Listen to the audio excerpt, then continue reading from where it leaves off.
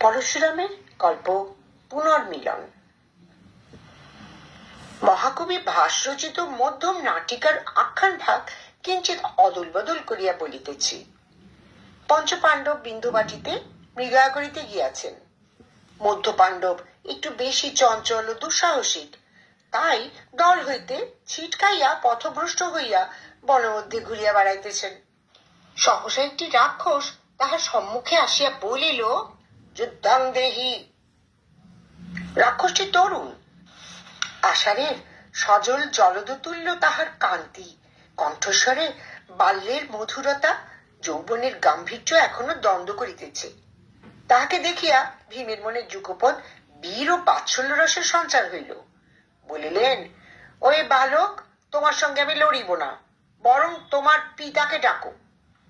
রাক্ষস ঘাড় নাড়িয়া বলিল, চাতুরি চলিবে না, হয় যুদ্ধ করো, নতুবা পরাজয় স্বীকার করিয়া আমার সঙ্গে চলো। আমার জননী ব্রত পালন করিয়া অভুক্তা আছেন, আজ তার পারণ। একটি হৃষ্টপুষ্ট মানুষ আনিতে বলিয়াছেন। তোমাকে বেশ স্থূলকায় দেখিতেছি, তোমার দ্বারাই তাহার ক্ষুণ্ণিবৃত্তি হইবে। ভীমের কৌতূহল হইল, বলিলেন, বেশ চলো। অনেকক্ষণ বন জঙ্গল গিরি নদী অতিক্রম করিয়া রাক্ষস ভীমকে একটি প্রকাণ্ড পর্বত গুহার দ্বার দেশে আনিল। ডাকিল, মাতো, আহার্য উপস্থিত।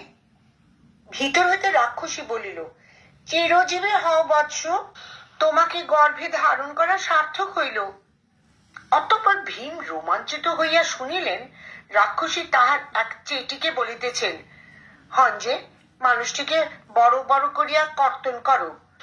উত্তম রূপে সিদ্ধ হইলে কিঞ্চিত গন্ধক স্ফোটন দিয়া সন্তরণ করিয়া নামাইও। বক্ষস্থল বাহুদ্বয় ছেলের জন্য রাখিও, পদোদ্বয় তোমার, মুন্ডটি আমি খাইব।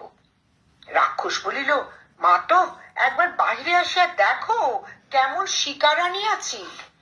রাক্ষসী বলিল, ও আর দেখিব কি, সব মানুষই সমান, ভালো করিয়া রাঁধিলে কে ঋষি কে চণ্ডাল টের পাওয়া যায় না।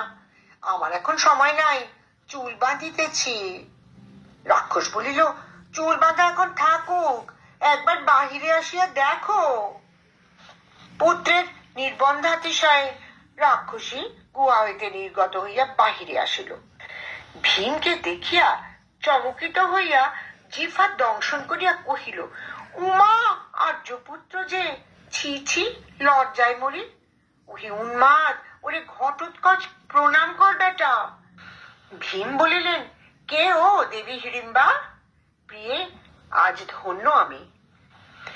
রাক্ষসী কি খাইল ভাস তাহা লেখেন নাই।